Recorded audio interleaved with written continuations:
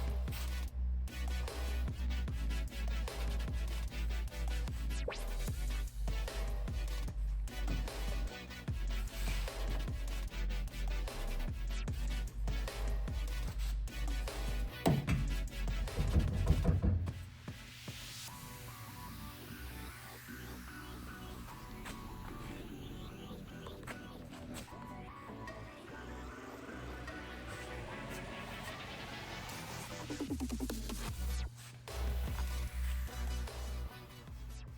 can see how nice the beam is starting to fit up here. I've got it pretty flush here, so I can lay a nice bead of aluminum weld there. Some of these welds came out pretty decent. But coming out really good. What I'm working on next, a couple of these dog ears, so I can take and actually mount the motor. Hard to do with one hand.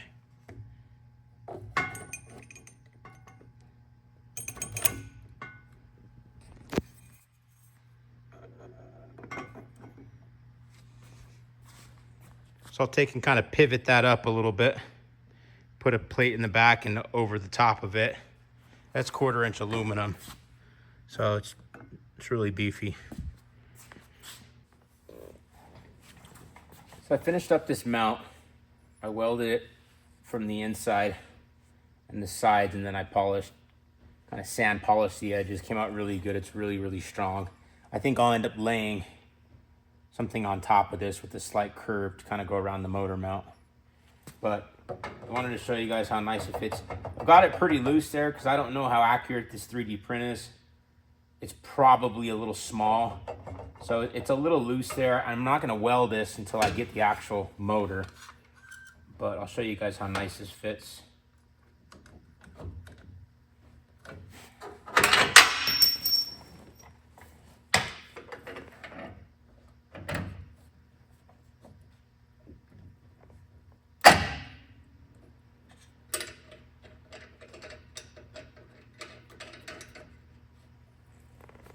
Yeah, so obviously I'll end up welding this entire edge all the way around.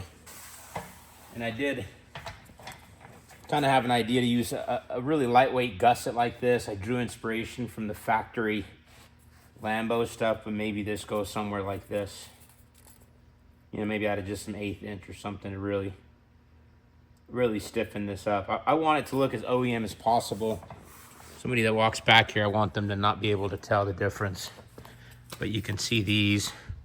Kind of drew inspiration. This is like really thin. This is all factory Lambo.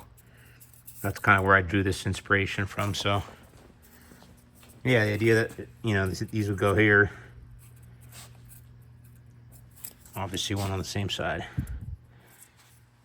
So, very happy with how it's coming out. I think I'll start working on the front mounts because I'm not, like I said, I'm not going to weld this on until I get the actual motor. I don't know how accurate this 3D model is. It was like 20 different pieces, so I'm gonna start working on this front mount, and like I'd mentioned before, I'm gonna start tying in from here, maybe step it out, go down, go across, come up, step it in there.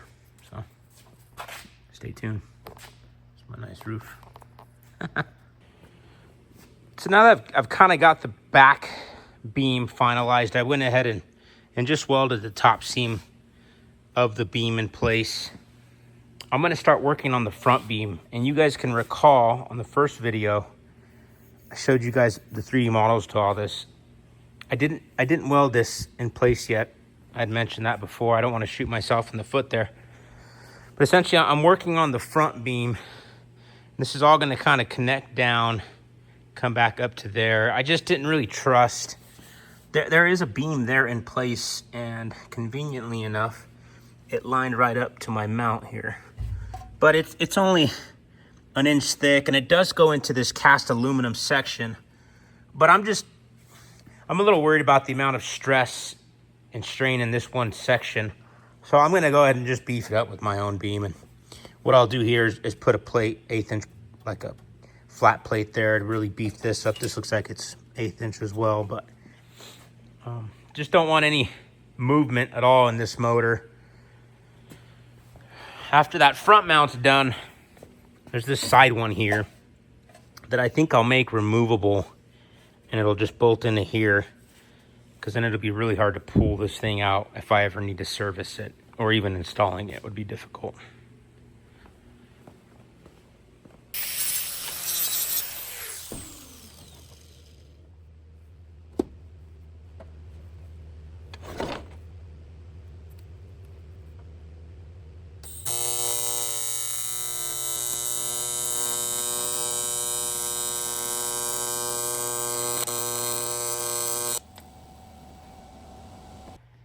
just about finalized with the rear beam here. You could see it in place, fits really good. You have to kind of press it down in there to snug up really nice. I still haven't dressed the edges and cleaned it up really nice like that rear beam, but I'm working on essentially mounting plate here. It's going to kind of go right there on each side of the front motor mount. And I think what I'll do with this piece is make a CAD file of it and have send make it out of like a 3/8 inch billet. Something real beefy like that rear one. It's just a very high stress area, and I only have 1/4 inch plate, and I don't think you need 3/8 down here. So I'll keep going on it. I'm gonna soften these edges up, and then I'll get these plates ordered. They're pretty quick. They're 10-day turnaround. So let's go check out that model. So essentially what I did here is I took my cardboard template and I just used my mic and was able to draw this on AutoCAD pretty quickly. It probably took me 2 or 3 minutes, but from there I was able to export it as a .dxf and bring it into the Send Cut Send website. If you've never used Send Cut Send before, it's awesome. It's super user friendly. You bring it in as a .dxf and you can pick what grade aluminum you want, what thickness. I went ahead and went with a 3/8 inch thick 5000 series, and you can see what I'm paying there. So very reasonable on their pricing. Gives you all this option to do anything else you need to do with it. So yeah, put these on order. They should be here in about a week and a half or so. Okay, just about done with the fabrication of the front beam.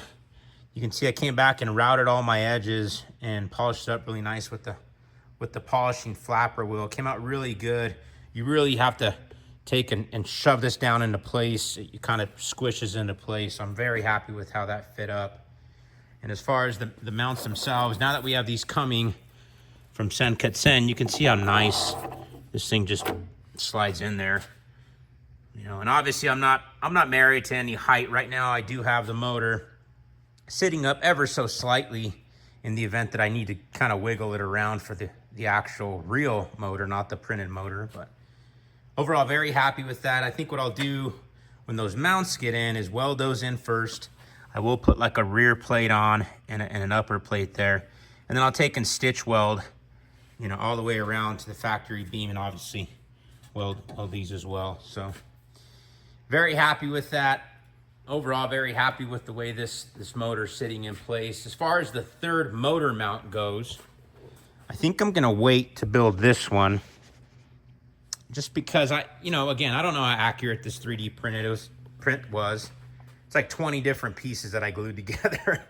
So I think I might wait till I get the actual real motor in place. The last thing I wanna do is have this thing unlevel and then I have to cut something up or something like that. So, but overall, very happy with it. So I think on the next episode of the SVEV swap, I'm gonna be working on the front mounts. So I'll show you guys kind of where I'm at with that. So here's the front mount itself. I was actually able to source, this is the real Tesla small drive unit for the front. I was actually able to source just the shell of it. There's no guts in it. From a local EV guy, Classic EV Conversions. Guy's name is Nick, great guy. And he was able to just sell me the actual housing itself. So just set it in place there. I did do a little bit of modification to the factory subframe, and you can see I'm actually still working on getting this subframe repaired. But I think on the next episode, what I'll do is show you guys kind of that process. You can see how well that's lining up there. That process looks like, including I'm gonna have to get really creative with some form of electric power steering, because that motor sits exactly where the steering column is supposed to be. So we'll see what I end up coming up with there, but I'm excited for it. Like and subscribe if you want to keep up with what I'm doing. As always, be kind to each other, and we'll see you later.